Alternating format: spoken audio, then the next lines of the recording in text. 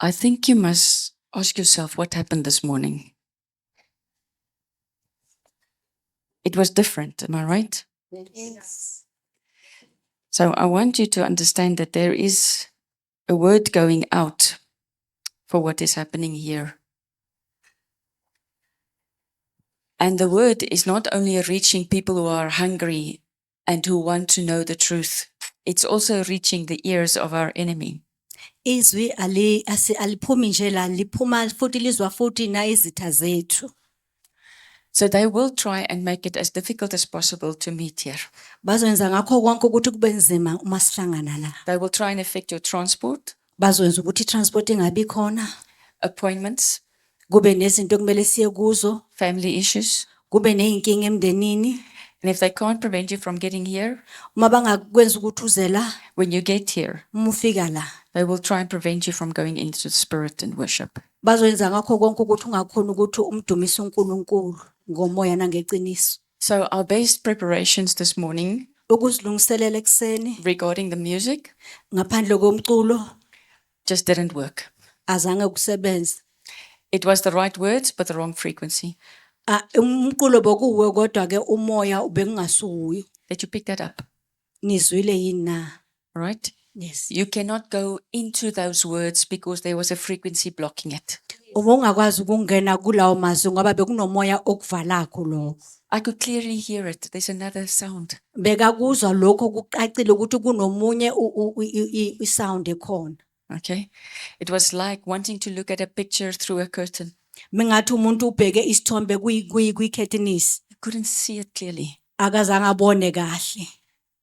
That's why when we sang the third, fourth song, I realized this is not happening. We are not entering in. Yingakho masicula leya ngoma yokuqala hayi abekungazwakali besingangeni still. So we stop that and we start over and we go into worship with a tongue that you produce the sound. Yingakho ke sigcine sesicula ngesintu. That might happen more and more in the future. Lokho kungenzeka njalo njalo masichubeka njalo isikhathi masihamba. Where you're not going to be able to sing something that is on your phone or on a CD or whatever technology they will make available. We cannot use technology. We will be the technology. Lapho nasingeke sasebenzisa umculo wethu emafonini kodwa thina sizocula ngokwethu. So don't be too concerned. Just know that you don't have to sing a song that someone else has already sung. Ungakhathazeki ukuthi ucula ingoma omunye umuntu esekayiculile. You can all sing and everybody can sing their own song. Wonke umuntu angacila sicule nje ucula ingoma yakho. But because we are praising the same God, Ngoba sidumisa uNkulunkulu oyedwa, there will be unity. kuzoba nobunye, It's the same frequency. umoya omunye. It's the same level of truth.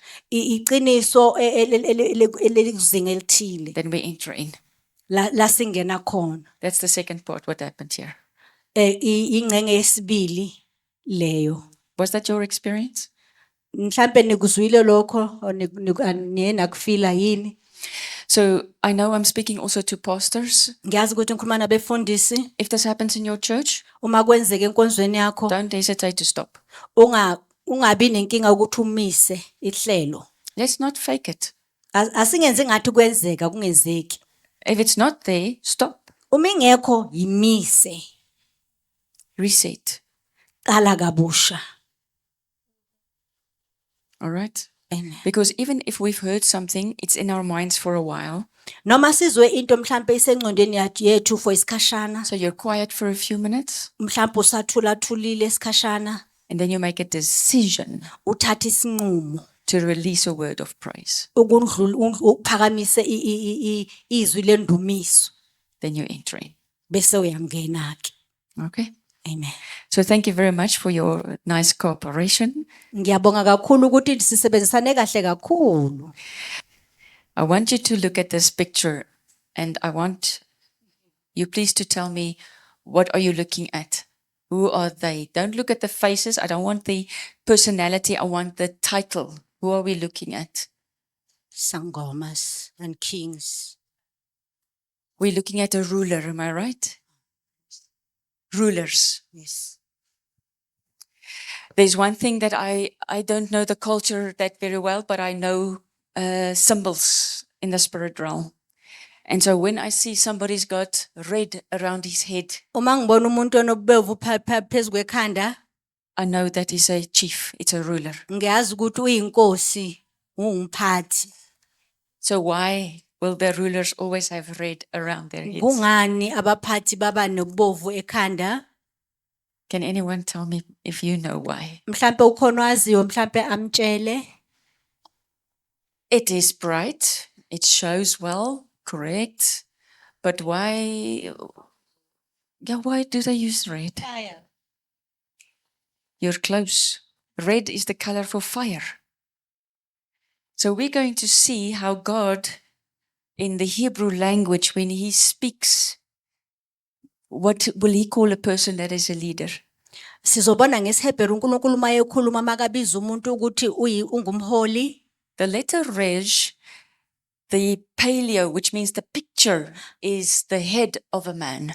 Igama uResh isithombe sakhona inhloko yomkhanda lomuntu. So this is the old Hebrew, and today in modern Hebrew, it looks like this letter. It's a, well, you will call it perhaps if you go to modern writing today, a upside down L, but it's a Resh, and in the Roman numerals, it's an R, capital R. Indlela ezihlukahlukene ezibhala uResh yakudala nesimanje manje masiza kuSkriki iba uR. The word in Hebrew for Resh is Resh Shin. Igama ngesiHebheru uReshin. So you see the R in Resh and Sh for Shin. Uyambona uR no Esh uResh. The meaning is the ruler standing in light, Kusho ukuthi umholi ome okhanyeni or the enlightened one. okanye okhanyayo onolwazi. Here you have the ruler, You have a leader, unomholi, and you have Shin, which is fire, ushin ongumlilo, pillars of fire, iphila yomlilo or arrows of fire. okanye ama-arrow omlilo. So it will be a person who can release fire or is surrounded by fire. Ungaba umuntu okhipha umlilo okanye umuntu ozungezwe umlilo. So it is a person that is enlightened. Umuntu onokukhanya, Where he walks, he knows where he's going, there's light. makahamba uyazi ukuthi la ehamba khona kunokukhanya. You can't lead someone if you don't know where to go. Angeke uhola umuntu ungazi ukuthi uyaphi. Where I come from on the farm, we sometimes have children there camping. La ngibuya khona ngesinye isikhathi emaplazini kunokuba nabantwana bakhempe. And there's a bush, a thick grown natural bush. Kunendawo lesiganga esinezinto. So we get the grade 7 learners who are going to grade 8. Uthola abama grade 7 lawa baya ku grade 8. It's the end of their grade 7 year. Now they must go into something new, the high school. secondary school. Baqedelela u grade 7 manje baya kunto entsha esikoleni esiphakeme. So we teach them, at night, we take 2 of them and make a team. Sithatha ababili sibafundise senze ababili senze ikube yi-team. The front one, we give them a lamp, a paraffin lamp. Ongaphambili simnikeza ilamp yeparafini. The second one, we blindfold. Olandelayo siyamvala amehlo ukuthi angaboni. Then this one with the lamp must lead the one who can't see through the bush. Lo nesibani kumele alide lo ahambele phambili lo ngaboni. So there's a bit of a path, Kunendlela lapho inyawo but he's never walked there himself before angazange ahambe kuyo qala because he has the light. ngoba une light ukukhanya esandleni sakhe He can lead the other one. angakwazi ukuhola lo ngaboni. Are they afraid? Bayasaba yini na? They are afraid. Yebo bayasaba. So we say, you do it afraid. Uthi yenza usaba. They don't know how long they're going to be in the bush. Abazi ukuthi bazobe isikhathi esingakanani laphayana esigangeni. They don't know where we are waiting for them. Abazi nokuthi sime kuphi la sibalinde khona. We've put lights in all the trees. Sifake nje ukukhanya kuzo zonke izihlahla. It's only when everybody is there, then we switch on the lights. Ila khona wonke umuntu uma sefikile laba balayita khona wonke ama-light. Telling them it is the accumulative, Basho ukuthi indlela yokuhlanganisa the summary of all their lights together because they've come to the same place. ukuhlanganisa kokukhanya kwabo endaweni eyodwa. So we tell them, you will be a leader in your school next year. Sikutshela ukuthi batshela ukuthi uzoba umholi esikoleni sakho la uya khona kulonyaka ozayo. And so that whole weekend we coach them Lelo viki sihlale sibafundisa lokho. how to be a leader in grade 8, Ukuthi uzoba kanjani umholi la uya khona. making good decisions, Wenza izinqumo ezikahle, reaching out to those around them, ukwazi ukuthi ufinyelele laba abaqeni kwakho, being a servant and helping them, their ukwazi friends. ukwazi ukuthi usize nababanye laba usebenze oboyisebenzi. You are carrying a lamp, dear friends, if you are listening to me. Niphathe amalempu bazalwane njoba ningimamele. We can ask the question of how strong is your light? Sizobuza nje ukuthi ilight yakho inamandla kangakanani. Some of us needs to go on to brights. Abanye bethu kumele ikhanye kakhulu. You are called to influence more people. Ubiziwe ukuthi ubizela abanye abantu enkosini. It's like your car is just on lights, normal lighting setting. But you need to go on to the brights so that you can see further, so that you can take more somewhere else. Kusho kufana nemoto yakho yabona mawufake nje ama light lawa akahle, but la kumnyama khona kumele uthole ukuthi kumele ufake upress I bright ukuthi kukhanye kakhulu uzokwazi ukuthi ubone indlela kahle ukuze nihambe indlela ekahle. So the sons of God, Amadodana kaNkulunkulu, Jesus says in the book of John, he's quoted when he says, and to him who has accepted isizwe kaNkulunkulu kuJohn uthi loyo omukele Yeshua as his savior, uJesu njengomsindisi he is given the right ukunikeza amandla to be called the son of God. ukubiza ukuthi uyindodana kaNkulunkulu. All right. And in Hebrews 2:10, scripture says, uHebrew 2:10 uthi Yeshua is leading many sons to glory. uKristu Jesu uhola abaningi kwinkazimulo, abadodana amaningi kwinkazimulo. So he is the light of the world. Ukukhanya komhlaba, Resh, uresh, leader of leaders. umholi wabaholi. Scripture says, King of kings. Lithizwa uNkulunkulu inkosi yamakhosi. So his light is leading the sons, Ukukhanya kwakhe kuhola amadodana, those who have chosen him. laba bakhethe yena. We follow his light. Silandela ukukhanya kwakhe. But because his light is reflected in us, Ngoba ukukhanya kwakho kubonakala kithi, we are also enlightened ones. nathi futhi siba laba abanokukhanya. And in the spirit, dear friends, they see your light. Emkhathini bazalwane bayakubona ukukhanya kwakho. If you present in the spirit, Mawuletha into you are a light being. ukukhanya kwakho ukuba ukukhanya. The evil entities will know that you are not from the dark side, you are from the light. Imimoya emkhathini iyazi ukuthi ubuye ekukhanyeni awubuye ebumnyameni. In one of the books of Peter, it says that the morning star will rise within you. Ithi incwadi kaPeter inkanyezi yasekuseni izawukhuphuka. It's beautiful to wake up in the morning, go outside and actually watch how the light becomes more and more and more. Kuhle ekseni ukuthi uphume nje ubuke nje inkanyezi kulibele kuba kukhanya. That is what's happening within us. There's more and more light. Yilo into enzakala kithi kuba kanjalo ukukhanya As we kube. reflect him more and more, we are like him more and more. Njengoba sibonisa yena njalo. Okay? And then you are a light. You are ukukhanya. Does scripture not say that you do not put up a light and then put a bucket and underneath a bed? Lethi zonkaNkulunkulu awukhanyisi imbane bese uyifaka ebhakethini uyifaka ngaphansi kombhede. So you can understand that we cannot say the Lord's going to take all of us rapture out of here. Angeke phela ukuthi uNkulunkulu uzothatha sonke nje ngesikhathi esodwa sonke. It's like switching off all the lights. Kufana nokuthi nje uqime nje yonke imibane. We've got a job to do. Sinomsebenzi. All right? There are people in darkness. Kunabantu ebumnyameni, When you come and stand next to them, mawumaceni kwabo, immediately their spirit will pick up that you have light. Emimoya yabo iyeza ukuthi unokukhanya. So if nothing else, just start meditating on the understanding that you are a light bearer. Uyazi uma kungekho kunye ke hlala nje ngokuthi ucabanga njalo ukuthi wena uphethe ukukhanya.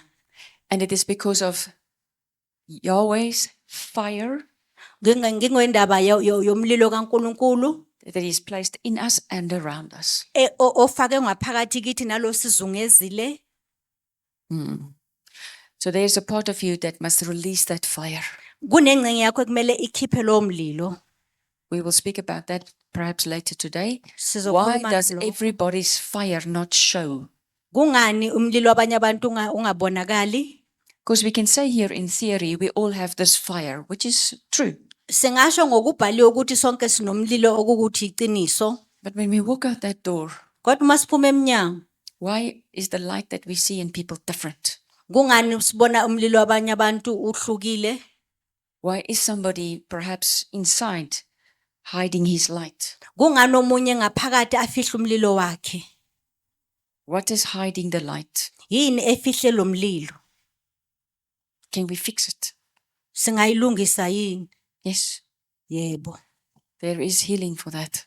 Kunokuphilisa kulo. But first we must believe that it's possible to be a leader standing in light. Kumele qala sikholwe ukuthi ungumholi onokukhanya. Ephesians 1:18 is a verse that I'm going to stop and investigate a little bit. It says, I pray that the eyes of your understanding be enlightened. Ephesians 1:18 usho lamagama ngiyakhuleka ukuthi amehlo wakho okuzwisisa ukuthi avuleke To know God's calling and his inheritance. So there's two things. He is calling us to go and do something, but he's also given us something. ukuthi sazi ubizo likaNkuluNkulu nengcebo yakhe. The other scriptures that line up with this is Psalm 119, 130 that says, the unfolding of your words gives light. Izwi elivumelana naleli esiqeda ukulifunda uPsalm 119 verse 130 lisho ukuthi ukuvula kwezwi lakho liletha ukukhanya. Hebrews 6 verses 4-5 says, where we were once enlightened and have tasted the heavenly gift. KubaHebheru chapter 6 4-5 usho ukuthi abangcwele baye balethwa ukukhanyeni bazwiswa banambithiswa ukukhanya kwezulu. In 2 Corinthians 4:6, it talks about God shining into our hearts and providing the light of knowledge of the glory of God. KubaKorinte 2 Korinte besibili chapter 4:6 usho ukuthi uNkulunkulu ke ulethe ukukhanya kwakhe enhlizweni zethu wasilethela ukukhanya nolwazi nenkazimulo yakhe. Psalm 13 verse 3 is actually a prayer of David is asked for something that's very deeply to be understood. Let me explain. He says, enlighten my eyes, lest I sleep the sleep of death. uPsalm 13 verse 33 ujule kakhulu ngifuna nje ukuthi nginandise okanye nginicacisele ukuthi uthi uNkulunkulu ukuthi vula amehlo wami ngingaze ngilale ukulala kokufa. Yet he is alive. uNkulunkulu awukuphila yena. He's alive. Uyaphila. But he says, enlighten my eyes, otherwise I'm going to sleep like somebody that's dead. Uthi vula amehlo wami kungenjalo ke ngizolala ukuphila kokufa. So if we look at the first scripture again, there's a prayer that it says, open the eyes of our understanding to be enlightened. So we must understand the result is being enlightened when you receive understanding because the eyes are open. Kuvesi lokuqala lisho ukuthi vula amehlo wami ukuthi ngizwisise ukuze ngikwazi ukuthola ukukhanya. So kumele sizwisise kunokuqonda nokuthi kube nokuvuleka kwamehlo. So what does the word Illuminati mean? Lisho ukuthini igama ukukhanya lokho kweSatanism? Anybody? Yeah. So there's illuminated or being enlightened in that name, and it's an organization in the world that has got a very different agenda than the kingdom of Yahweh. Kunokukhanya kuloyo mbuso okuphethe i-agenda ekungeyona eyakaNkulunkulu kuloya mbuso bomnyama. Do they also have posters around here Banawo yini amaposter kule ndawo where they invite people to be part of the Illuminati? la khona babizela abantu ukuthi babe yingcenye yalowo? I've seen them. O- Yeah. So do you know what is the difference? You have an eye, that's a spirit, that's me or you, Unamehlo lakho umoya wakho, and you're going to be enlightened. uzoba nokukhanya ube nolwazi.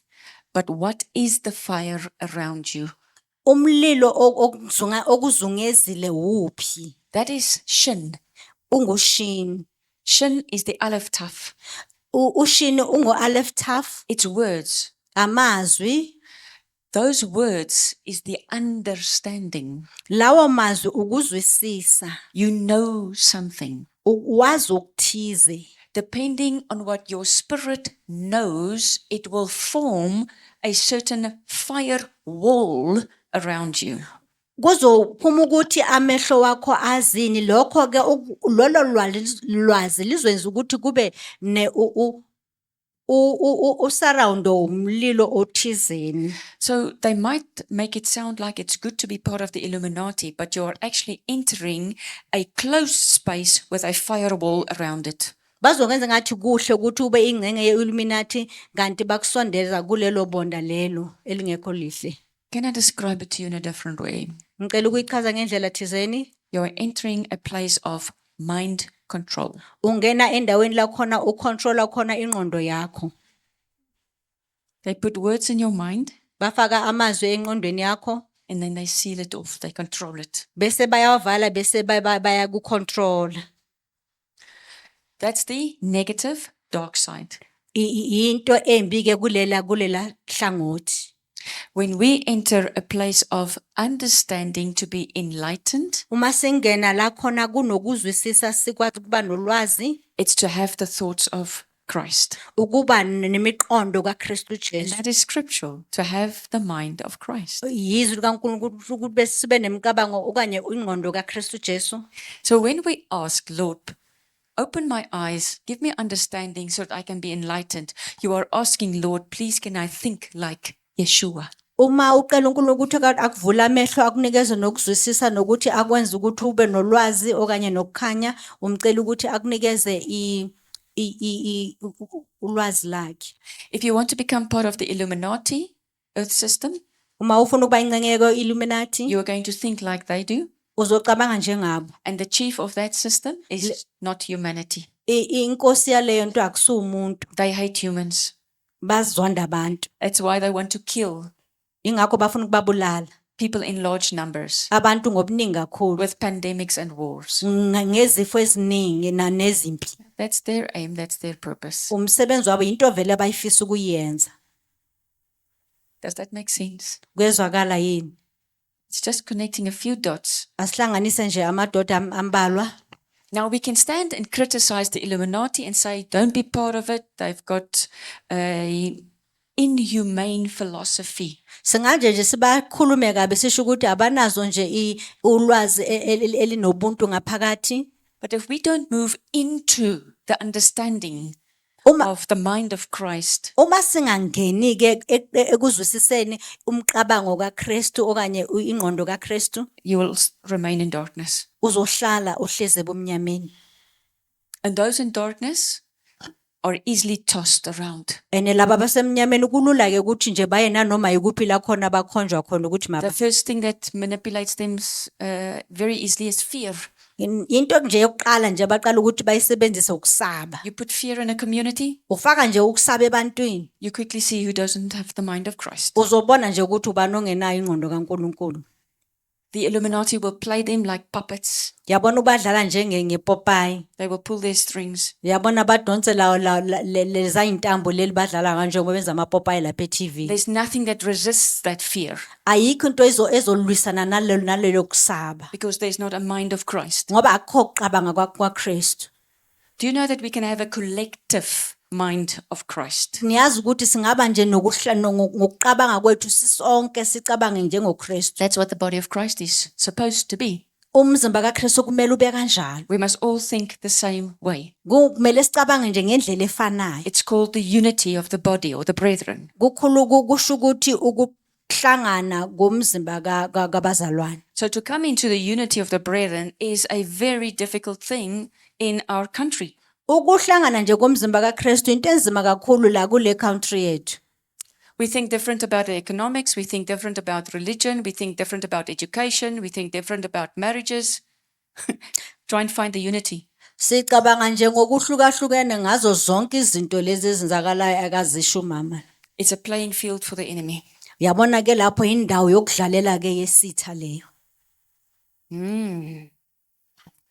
So if I have to look at it, it looks like this understanding is crucial. Kubuke ngathi ukuzwisisa kubaluleke kakhulu. So we're going to investigate what is understanding. Does scripture say something more? Asiyozwisisa ke ukuthi kusho ukuthini lo ukuzwisisa. Oh, there's Ephesians 1:18. I pray that the eyes of your heart be enlightened. So suddenly the word understanding is replaced with heart. Nakho ke kuyaqhaza ke ukuthi ukuzwisisa kufakwa kususwa kona bese kufeka inhliziyo lapho. So being a ruler speaks to the condition of my heart. Ukuba umholi kukhuluma nokuthi kwenzakalani enhlizweni yami. Am I going to be a ruler that has got the mind of Christ, or am I going to be a ruler that thinks like the ruler of this world? Ngizoba umholi oqabanga njengoKristu okanye ngizoba umholi oqabanga njengesitha na?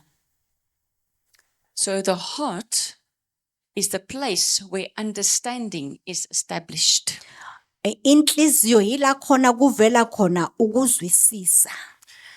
I am going to try and show you, if I haven't already, that if you look at a tree, the heart part of a tree Uma ubuka isihlahla khona ngizokubonisa ukuthi uma ubuka isihlahla is the trunk. inhliziyo yesihlahla ile ngodo lenkulu le. Heart is Gemal Bayet Bayet. Inhliziyo ugimel bayet. So lift up the tree to go higher and higher. Phakamisa isihlahla siye phezulu and What is lifting a tree higher and higher? It is trunk. Tree's trunk. Yini ekhulula isihlahla enza ukuthi isihlahla sibe side siye phezulu ile ngodo yayo le. If you want to kill a tree, Uma ufuna ukubulala you isihlahla take off the bark.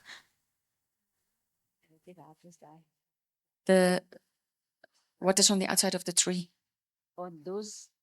The hard stuff around the tree. We call it the bark. Niyabona ke bazalane lento le mhlambe ebrown uma ufuna ukubulala isihlahla ke uyayiphila uyisuse ke leyo nto. So you remove the heart of the tree. Ubulala inhliziyo yesihlahla It will die. sizofa. Yes. So we must know that the seven spirits of Yahweh, we're going to look at that also a bit later today. One of that is the spirit of understanding. Kumele sazi namhlanje sizokhuluma umoya esikhombisa yakaNkuluNkulu omunye wawo umoya wakaNkuluNkulu okuzwisisa. If I reflect the tree of life, Uma kunesihlahla sekwazi remember the tree of life is a tree. I'm a branch in the tree. isihlahla sokuphila mina ngiyingcenye yaleso sihlahla. I'm a miniature version of the tree. Ngiyingcenye encane yaleso sihlahla. All right. Then if the tree has understanding, Uma isihlahla sinokuzwisisa, then that understanding must also be in me. leyo understanding kumele ibe ngaphakathi kimi kwami. Does that make sense? I can't, as a branch, say something else. I can't grow oranges if this is an apple tree. Angeke phela ngigatsha mina ngikhuluma okungakhulunywa isihlahla sonke kuyisihlahla sema-apula. So the essence of the tree will also be in its branches, which is me. impilo yesihlahla izoba kimi njengengcenye yesihlahla. Okay. So we can ask Yahweh, please give us understanding. Singacela ubaba uNkulunkulu ukuthi asinikeze ukuzwisisa. Is it not what it is written in, I think it's the book of James, where it says, you don't ask, Akubhalwanga yini kwincwadi yakaJakobe ukuthi aniqeli, therefore you don't know. yingakho ningazi. You don't have because you don't ask. Awunakho ngoba awuqeli. So let us ask understanding. Asicele ke ukwazi. Next scripture, please. Here I've quickly shown you the heart design of a tree. It's just a picture where it says Gemal Bayet Bayet. Above all else, guard your heart, for everything you do flows from it. Kubonakaliswa ke inhliziyo yesihlahla okusho ukuthi ke yonke into eyenzakala kuyo iphuma kuleyo inhliziyo yesihlahla. Proverbs 4:23. Above all else, guard your heart, for it is the wellspring of life. Isho njalo ke uProverbs 4:23 sho ukuthi ngaphezulu kwakho konke gada inhliziyo yakho ngoba yonke into ibuya kumthombo wenhliziyo yakho. So if this is the heart of a tree, Inhliziyo yesihlahla you can now understand why it says, from it flows the essence of life. uzosisa ukuthi kuphuma impilo lapho What is in your heart kunani ngaphakathi enhlizweni yakho will show in your fruit. kuzoveza ezitheleni zakho. So where are we connected? Who's the waters that's flowing? Those waters is our understanding. Siconnecte nani lawo manzi amanzi anjani lawo manzi ke ukuzwisisa.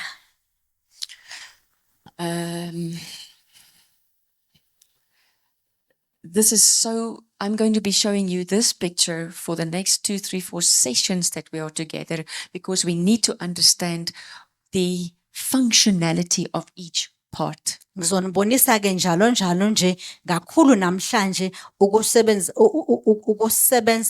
kwesihlahla nokubaleka kwaso. I could go back to Aleph Bayet Gemal, which is also translated as the Father, the Son, and the Holy Spirit. Angabuyela kulawo mazwi esiHebheru akhulumile asho ukuthi ubaba indodana nomoya ingcwele. And I can show you it in this tree. Ngakubonisa wona la ku esihlahleni. So Aleph is Yod Vav Yod. Aleph Yod Vav Yod. So there is Yod, the hand, Nangu Yod isandla, Vav, the peg, Vav ipeke ilo ispikiri, Yod, the other hand. Yod esinye futhi isihlahla, So you're looking at isandla. the Father, Ubuke ubaba aphelele, the tree of life. isihlahla sokuphila.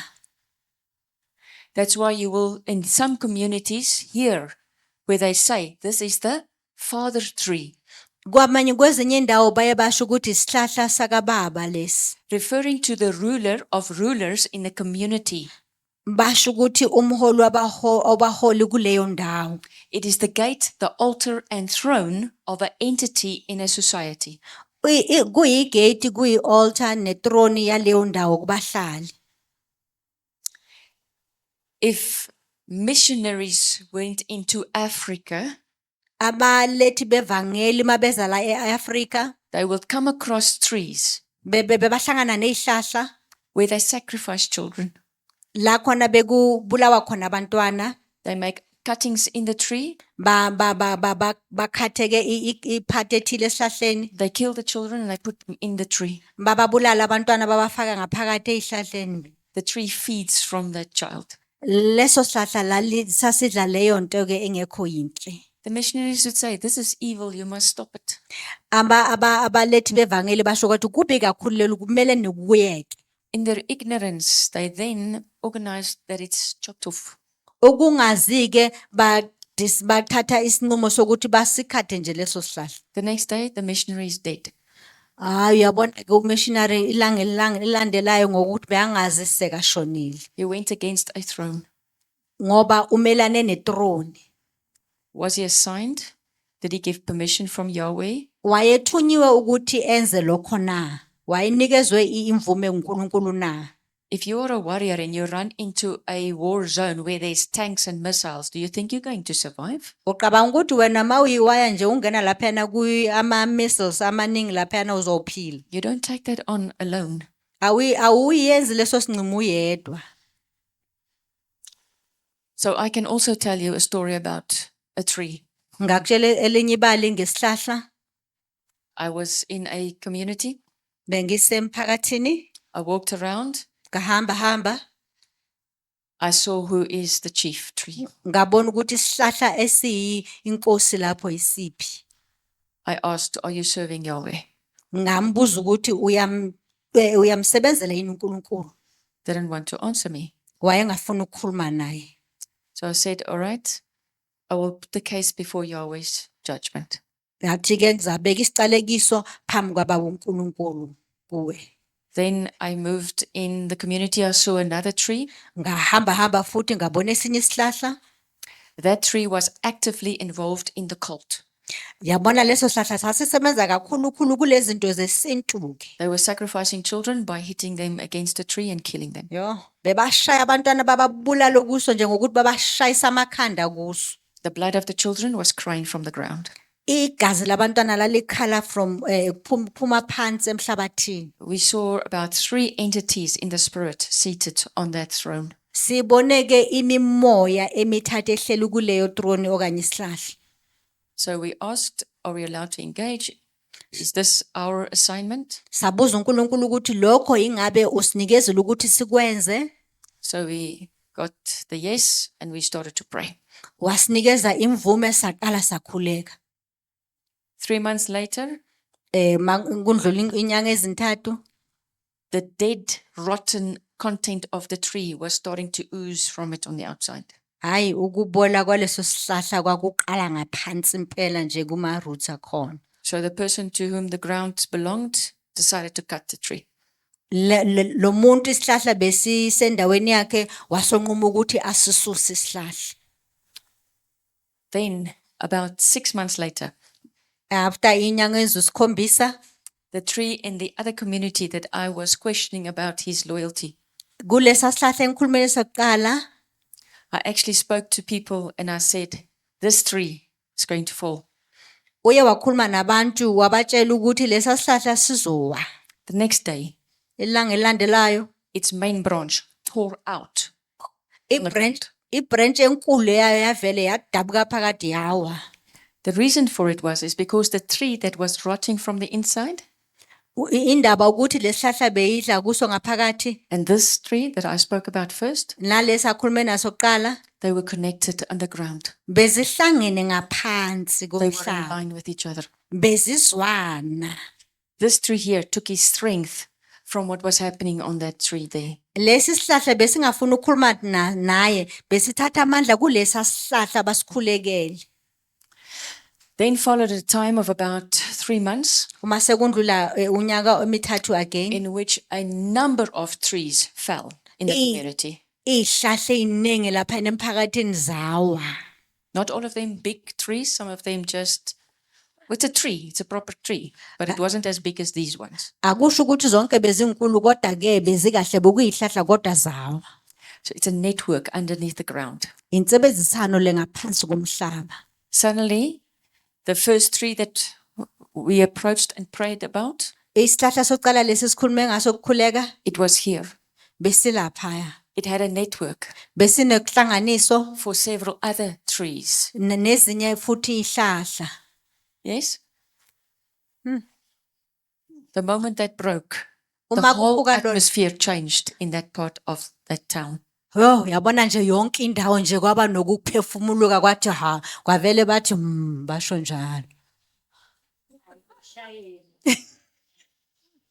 The people who would go there now will not believe what it was 10 years back. Abantu mabaya lapho It's abakholwa ukuthi Totally a different place. sihluke kakhulu kuneminyaka e10 endlulile. Now I'm speaking to a community in front of me that is far more, have more understanding about the spiritual things in nature. ngikhuluma nama community la abantu abane ulwazi nokuthi kwenzakalani My culture doesn't emphakathini. have that understanding. La ngivela khona mina abanalo lelo lwazi. They don't know that if you go to a community that you will have to engage with the elementals, Abazi ukuthi mawufika endaweni kumele ke ubhekane nama elementals. you engage with a mountain, Ukhuluma nezintaba, you engage with a tree. ukhuluma nezihlahla, You ask them, who are you serving? uzibuza ukuthi hayi nina ke nikhothamela bani. They can be in bondage, Zingabe siboshiwe, enslaved, ziboshiwe ngempela ziyigqila. carry the blood of children or sacrifice that was made on top of the mountains. Zibamba ke igazi labantwana okanye mhlambe laphana phansi entabeni. I do believe that if we want to change communities, we must also minister to the land. Ngiyacabanga ukuthi masifuna ukuba neshintsho emphakathini kumele sicale sikhulule indawo la sihlala Are khona. we trained to do that? Siyazama yini ukukwenza lokho? Do we have that understanding? Senaloko ukuqonda yini? When I stand next to a tree, does it recognize me as somebody from the kingdom of Yahweh? Uma ngimaqani kwesihlahla ingabe mhlambe siyakwazi ukuthi siza ukuthi ngibuya kuNkulunkulu yini na? You are very quiet now. Yes.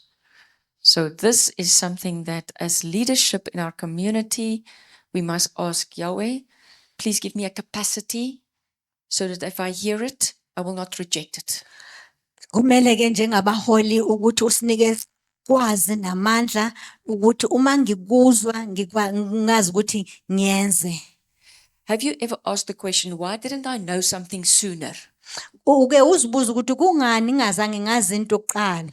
Why must I wait until I'm 35 before I can know these things? Kungani kubeze ngikhule ngize ngibe na 35 ukuze Why must I wait before I'm 55 before I know these things?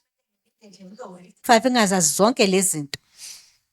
Yahweh is not going to put something in you that is just going to run out through the cracks. uNkulunkulu nje angeke akwazi ukuthi afake into azi ukuthi ngeke uyilalele izovele nje ingene ngapha iphume ngapha. So we must have potential and we must have the ability to hold it. Kumele sikhule sikwazi ukuthi sinamandla nokukhona ukuyibamba into We akasitshela. have sit under the ministry of leadership. Sihleli enkonzweni la khona kunabaholi, Truth was released, iqiniso lakhishwa, but you didn't take it home. kodwa zange ulithatha walisebenzisa ekhaya. That's why I say, I pray, Yahweh, please give me the capacity because these things are huge. Ingakho akhuleka ukuthi uNkulunkulu ngicela ungikhulise ngikwazi ukuthi ngisebenze. I need space in my spirit to take this. Ngidinga indawo eningi kakhulu ukuze ngenze lokho. But I'm longing for it. Kodwa ngiyakufisela I'm ngiyakufuna. here, send me. Ngisho njalo ngithi ngisebenzise ngithume. I pray that the eye of my heart. So now we must understand that your heart has actually got an eye. Ngiyacela ukuthi uvule amehlo wenhliziyo yami so siyazwisisa ukuthi inhliziyo yakho inehlo It's how you see things, ukuthi ubona izinto kanjani, what you believe. ukhombani. So in the spirit, the design is actually an eye. Emoyeni ukwenza kwakho kusho ukuthi kuyihlo lokho. So if it says, I pray that the eyes of my heart be enlightened in order that you may know that, yeah, he's praying this for someone else. It's Paul. I pray that the eyes of your hearts may be enlightened in order that you may know the hope to which he has called you, the riches of his glorious inheritance in his holy people and his incomparably great power. So I've highlighted the things in these verses.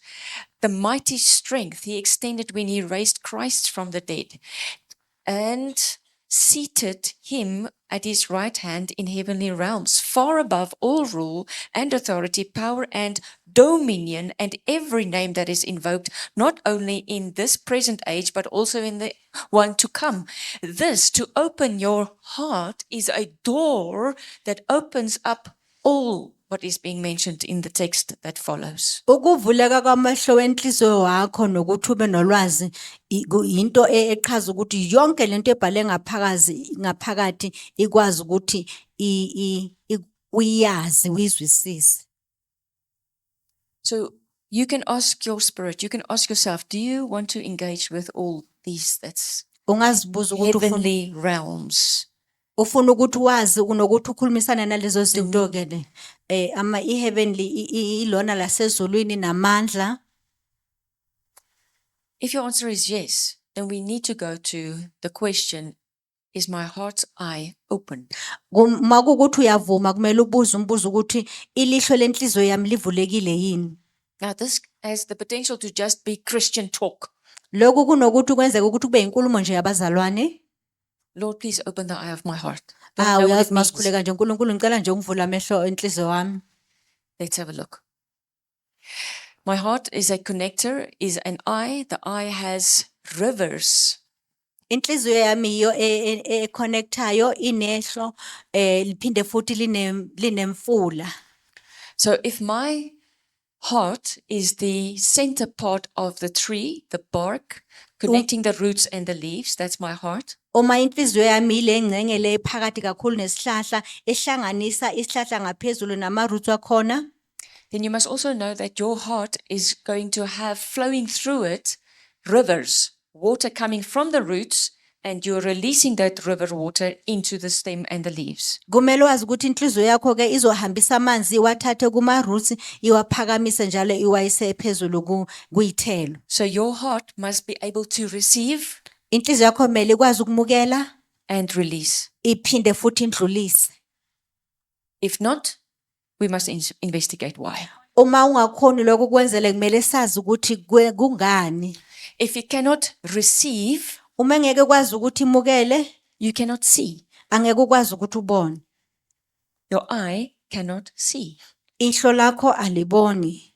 It cannot receive. It cannot see what is happening. Alikwazi ukuthi limukele, alikwazi ukuthi libone ukuthi kwenzakalani. So we're all growing in this, Sonke siyakhula kulokhu, but we need to gain a sense that when something happened like this morning, kumele ukuthi into enzeke njengoba bekwenzeka namuhla, that your eye see what was happening. ukuthi ihlo lakho libone ukuthi bekwenzakalani. Or were we just, oh, I don't know what's going on. Mhlambe besimane nje sizibuza hayi ingabe kwenzakalani. Then your heart is looking through a veil. There's something, but you don't know. Kusho ukuthi Can't ke discern. ihlo lakho libhekile nje kuyikhetnisi kodwa aliboni ngoba akuqaqanga. So when we have to look at people now and even more so in the future, you're going to have an open eye in your heart. Uma sibheka abantu kumele ukuthi isikhathi masihamba sikwazi ukuthi sibe nalelo ihlo lokuthi sibone. Scripture says, discern every spirit. Lithi uNkulunkulu sihlole yonke imimoya. It's a human body, Lo muntu lo vele umzimba womuntu. but is it humanity standing in front of me? Ingabe ungumuntu ngempela nawo. Do you know what is shape shifting? Uyazi ukuthi lokhu kwazi ukuthi umuntu ashintshe awumuntu aphinde abe yinja. It's now a human, next Nah. moment it's a snake. Manje umuntu sekashintshile sakayinyoka. Is that possible? Kuyakhonakala yini? It's possible. Kuyakhonakala. So how will you know who is standing in front of you in its essence? What's the nature of what is standing in front of you? Uzokwazi yini ngempela empilweni yalo muntu ukuthi kahle kahle yini le emeqeni kwakho? Your heart, the eye, is open. Inhliziyo yakho nelihlo lakho livulekile. Okay. So all I just want to say there that's very interesting to me is that if I look at this, this is a picture of the back of your eye, the retina. Le iretina kukumuva kwehlo lakho. Can you see that this looks like rivers on a landscape? Uyayibona nje ukuthi kufana nesihlahla la umfula. If this Ohambayo. is north, east, south, west, can you see that the eastern side of the eye is where the rivers are flowing? uyabona ukuthi makukuthi lena east west north and south uyabona ukuthi laphayana ila khona ihlo lihlezi khona And it also looks like there's 4 main arteries running in the eye. kubukeka ngathi kunama artery ayi4 lapho ngaphakathi ehlweni. So is this not a picture or a reflection of the Garden of Eden? Akusisihlahla okanye i-reflection yasegadini yase-Edeni, A garden in the east igarden yaka Edeni with the 4 rivers. ngase east. And I don't want to go too deep. I don't want to lose you. Angifuni ukujula kakhulu, angifuni ukuthi nginilahlekele. But when Yahweh is looking at us, uNkulunkulu makasibhekile, he's looking at a part of his heart ubheke ingcenye yenhliziyo yakhe because he has placed us in his heart. ngoba usifake enhlizweni yakhe. What is Eden? Yini Edeni? It's a place in Yahweh's heart. Indawo esenhlizweni kaNkulunkulu. So when we have an eye-to-eye connection, Masibhekene ngqo. already Yahweh is saying, can I see you there in my garden? Uthi ngingakubona yini lapha egardenini yami. Okay, this will grow on us. right? Lokhu This kuzokhula picture. isikhathi masilibele sihamba. You will see it more and more. Ngizahlaleni kubona. I have brought this in while I was doing some reading. I picked this up and I want you to know about it because somewhere you might have to pray for someone and then you will have this insight. Ngithe mangilibele ngibhekisisa ngifuna ngathola lokhu kuzokumele ukuthi ukwazi ukuze uma kwenzeka ukuthi uhlangana nomuntu onenkinga eso ukwazi ukuthi umkhuleke. In your brain, there is a lobe that is responsible for the motor movement. That means arm and leg movement of the body. Kuyingqondo yethu kune moto leyo eqhaza ukuhamba kunokuhamba lapho. Because we are busy with trees Njengoba sibhizi ngezihlahla and the eye of the heart, ihlo lenhliziyo which is part of the stem of the tree, okuyingxenye yesihlahla ingodo lesihlahla. I saw that same pattern repeated in the neuron cells of our brain. Ngibone leyo nto ikhona ku-neuron la ekhanda kithi bokong. Do you see this picture? Uyayibona lento le. It looks like a tree, right? Uyayibona leso lona sifana nesihlahla. Then it comes down to a part here in the center that is rounded. Kuba nalento around lapho phansi. Here at the bottom slide, you will see there's quite a number of them. Phansi lapho ziningi. And then from it, it's got a smaller network of dendrites or neuron cells. Ngaphansi lapho Extended. kunama network amaningi asebenzisanayo. So this neuron looks like a tree. Lawo ma neuron afana nesihlahla. Its specific name is called Purkinje cells. Ibiza ngokuthi Purkinje cells. Yeah, Purkinje cells. Yeah. So I'm going to read this. Purkinje cells are large neurons found in the cerebellar cortex of the brain, characterized by massive flat dendrite trees. They actually call it trees. They are essential for motor coordination, balance, and motor learning, acting as the primary output and mediating communication between sensory input and motor response. Amen. Amen. So it simply means it's a neuron that if I touch, that information goes to the brain, it is interpreted. If it's hot, it says, take away. Uma kuyi-neuron esho ukuthi uma ngithinta into, uma kukuthi yashisa iya engqondweni bese yayitshela ukuthi phakamisa leso sandla.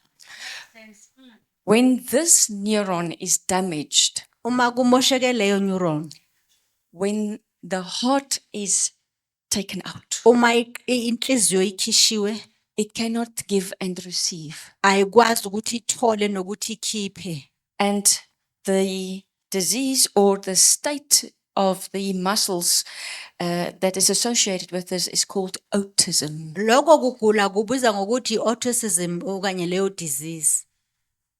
Mase kufe konke lokho. So now if you have somebody that comes to you that is diagnosed with autism, Ma uthola umuntu okuthiwa une-autism, you can ask the Holy Spirit to lead you into a prayer, give you the words, uqela umoya ingcwele ukuthi akulide ukuthi akunikeze amazwi ukuthi ukhuleke. and then you start praying as if you would pray for a tree. Ukhuleke njengoba ukhulekela isihlahla hayi umuntu. What's wrong with this tree? Kwenzakalani ngalesi sihlahla? What's happening with the roots? Kwenzakalani ngeimpande zayo? What's happened to the stem, Kwenzakalani ingodo to yakhona? the heart? Kwinhliziyo. Now you know the heart is an eye. Is it open or closed? Inhliziyo le ivulekile inehlo. Is it in darkness? Lisebumnyameni, Does it need light? lifuna ukukhanya. What's blocking the light? Inenza ukuthi ingakwazi Is there a ukubona. covenant agreement? Ingabe inesivumelano Are esithize. these roots connected with another tree? Kulamagatsha kuna impande ziconnected An evil nama tree. esisibi. Can we chop those roots? Singasikhathe Repent for the connection. sicela uxolo kuleyo connection ebikhona. Ask for the restoration of the flow of water to the leaves. Bese sicela ukuthi silungisise sibe restored. So it's a strategy. Indlela yokwenza. Alright?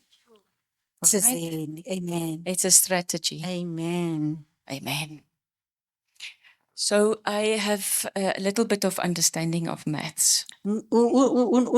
Uzwisisa kwe-maths. Yes. So what I want you to learn is just the following, Into engifuna ukuthi nikwazi lokhu that everything around us has got a design. yonke into esizungezile inala ibuya khona ukwenza kwayo. The design is just big, Ukwenza kwayo kungenza ukuthi kukhulu, then a little bit smaller, ukube kuncanyana, a little bit smaller, kuphinde kube kuncanyana, very small, kube kuncane kakhulu. even microscopic small. Kube kancane kakhulu kubonakala njenge-microscope. Same pattern is repeated. Lokho nje kuhlezi kuziphinda-phinda.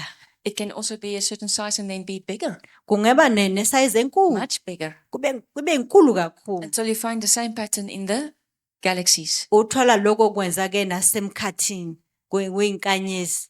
Will you believe if I tell you there are trees in the stars? Uyazi ukuthi ungakholwa ukuthi kuneyihlahla kuyinkanyezini. It's a pattern, but a tree consists of three parts, main parts. Uyindlela yokwenza kuba kunanendlela ehlukahlukene. So we will do well if we allow Holy Spirit to show us in a situation with what part of the tree are we busy with. Kungaba kuhle ukuthi sicela umoya engcwele ukuthi asibonise ukuthi kahle kahle sibhekane nani kulesihlahla lesi. Are we warring now with a root system, Silwa yini neimpande with a stem system? nengodo leyakhona Or enhliziyo, are we warring with the branches okanye silwa and the fruit? neyithelo? We will be busy with the fruit for years. Singabe sihlezi silwa nama fruits. Stop, go to the root. Hamba kuye kuyimpande. With a child, we want to make rules, rules, rules, rules, rules, rules. Kubantwana sifuna ukubanikeza imithetho njalo nje. Do this, don't do that. Yenza lokhu ungenzi lokhu. What if you just go to the root? Kungani nje unganje le kweyimpandeni? And the root is his connection with his father. Ngoba ilona ingcenge leyo yeyimpande ihlangane nobabakhe. You connect this little tree branch with the father.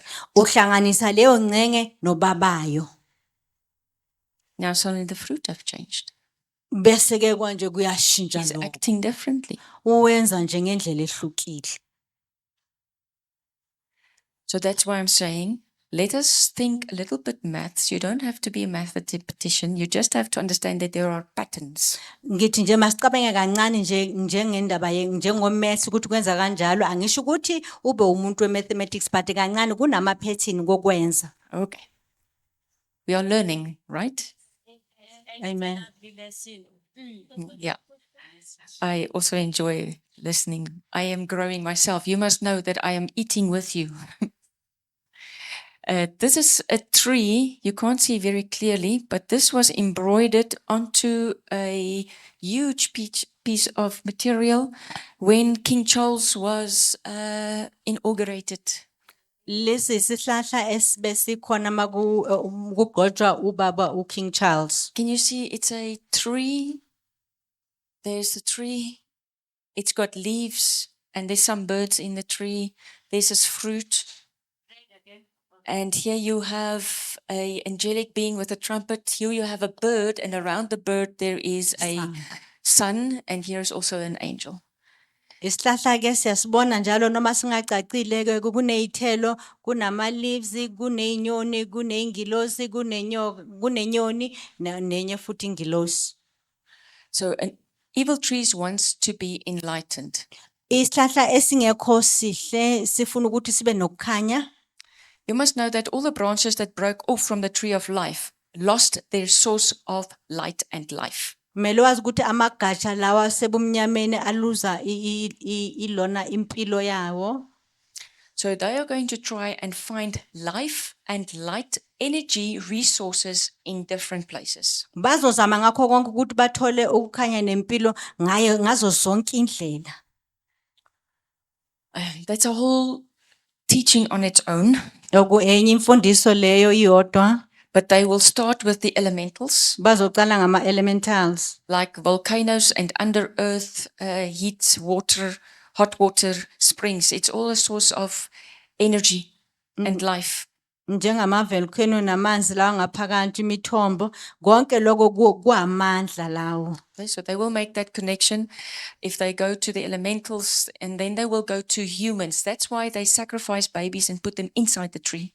Bese ke mabasuka lapho baye ebantwini ngakho mabasacrifice ngabantwana babafaka ngaphakathi There's a kwesihlahla. spiritual entity that has made covenant with the tree. Umoya ohlanganise nabantu. The tree is his avatar. It's his body in which he presents himself in the 3D world. Leso sihlahla umzimba oziveza ngawo emhlabeni la siphila kuwo. So you can deliver a tree from that. Ungakwazi ukuthi ukhulele leso sihlahla kulokho. We're going to talk about that another day. All I'm saying is that a tree that is not part of the tree of life of Yahweh is in desperate need of life and energy resources. Isihlahla esingaqhumananga nesihlahla esiphuma kuNkulunkulu sidinga kakhulu impilo ukuthi siphile, sidinga i-energy ethize ukuze sibe nokukhanya nokuphila. So when King Charles was anointed as king, King Charles lesikhathi bamgqotsha ukuba inkosi, they put this around him with only the priest of the church there with him. bambeka lapho ke nomholi webandla okanye umfundisi webandla, And they poured out oil over his head. bamgqoba ngeoli. The container for this oil looked like a bird type of structure. Into beyiphethe ioil yayifana nenyoni. And on the shield on the outside, you could see this bird, Uma ubheka ngaphandle kwesihlahla uyayibona leyo nyoni. and it is carrying light around its head. Inokukhanya okuthize ekhanda layo. So what if the bird was a type of a cherubim, Asithi mhlambe leyo nyoni bekuyinyoni emele icherubim which calls himself an angel of the light? ezibiza ngokuthi ingilozi yokukhanya. Whose anointing is he carrying? Uphethe anointing yabani? Question. Because this you're not going to find in scripture. It's not biblical. Lokho angeke ukwazi ukuthola kwiBhayibheli. EBhayibhelini akubhalwanga lokho. Okay, this is coming out of the mysteries, out of Freemasonry, out of Rosicrucians. They all have the same type of pattern repeated, just like you see here in the Yggdrasil tree of the Nordic mythology. Amen. Amen. So in the Nordic tree, the Yggdrasil tree, you also have an eagle at the top. Kulesi sihlahla kune ikhosi phezulu And esihlahleni. you can see all the lights there around him. Can you see that? Uyayibona nje ukukhanya kuyo lapho. So this tree is a very evil tree. Leso sihlahla sibi kakhulu. It's also in different cultures called either the Kabbalah tree, Ngesinye ngamanye amazwi siphinde ngokuthi iKabbalah tree. or a oak tree, like you will find in the British tradition. They like the oak or tree. bathathe i oak, isihlahla se oak. I can just encourage you to listen to Bright Ministries, Dan DeVol, where he has spoken about the Kabbalah tree. Ngingani encourage ukuthi nilalele umfundisi uDan Divale khona Very la khuluma evil. khona ngeKabbalah tree. It's evil, but it's also amongst us more than what we think. Ikhohlakele kodwa ingaphakathi kwethu ikhona nje ukundlula ngendlela esicabanga ngayo. So coming back to Resh, is this now the enlightened one? Siza ku Reshi ingabe yini indawo yokukhanya leyo? Yes, and he wants you to be part of his tree. Yebo ufuna ukuthi kube ingcenye yaleso sihlahla. You must understand that Satan is not human, Kumele uzwisise ukuthi uSathana akusumuntu. but humans carry life. Abantu baphethe impilo. Even in our fallen state, Noma siwile, noma umuntu ewile, you have life. unempilo. And they will want to siphon, which means tap it. Bafuna ukuthi bathole okuthize Take it. kuye balibele bathoza badonsa. Siphon your life Badonsa impilo yakho lapho kuwo. to make it part of his tree. Ukuthi kube ingcenye yaleso sihlahla. So people who the gates are open, Abantu la amagate abavulekile, it's opened with drugs, for example. mhlambe ke uthatha ama drugs, What happens to their skin and their body? kwenzakalani kumzimba wakhe ne They look like a dried prune. babukeka njengabantu abaphelile nje They've abayiso lost their life source. ngoba baluze impilo They are being ingcenye drained. yempilo. Batshontshelwe They become dry bones bafana namathambo angenalempilo because that tree is taking their life. ngoba lesa sihlahla sithatha impilo yabo. The opposite is true for those who is part of the tree of life. Kuyahlukana laba abasengcenyeni yempilo We are yokuphila not the isihlahla source sokuphila. of life for that tree. Asiso thina isource but Tree is the source of life for us. isihlahla yiso esisinikeza impilo. And so we can prosper and grow in glory. Ingakho sizokhula ke ngokwenza Bear kaNkulunkulu fruit. nokukhanya sinikeza nezithelo. There's healing for our bodies, Kunokuphilisa for healing for imizimba our yethu, souls, ukuphilisa for imoya healing for our yethu, spirit. ukuphilisa for imoya yethu. Can you see the difference? Ngabona umehluko. Okay. Next slide, please. This, if you want to really put up a verse somewhere in your house, Proverbs 4:7. I want to go and put it up somewhere. I want to see it more often. Uma ufuna ukubeka ilona izwi endlini yakho Proverbs 4:7 It says, the beginning of wisdom ukuqala kokwazi is acquire wisdom. ukuthola ukuhlakanipha And with all your acquiring, no kukho konke ukufuna kwakho you get understanding. uthola ukuzwisisa. So that's not even a plain English sentence, Akusi English nje eqaqile but it says, if you want wisdom, ithi kodwa mawufuna ukuhlakanipha start here. Start finding wisdom. qala uyifune. Wisdom is the bark of a tree, Ukuhlakanipha ingodo stem. lesihlahla the stem. ingodo leyo That is your heart, and that is wisdom. inhliziyo yakho leyo ukuhlakanipha lo So may your heart find wisdom. inhliziyo yakho mayithole ukuhlakanipha. Because as you acquire this wisdom, Uma ufuna lokhu kuhlakanipha you will get understanding. uzowuthola ukuzwisisa. It says you're not going to be able to understand if you don't have wisdom. It's like wanting fruit on a tree, but there's no stem.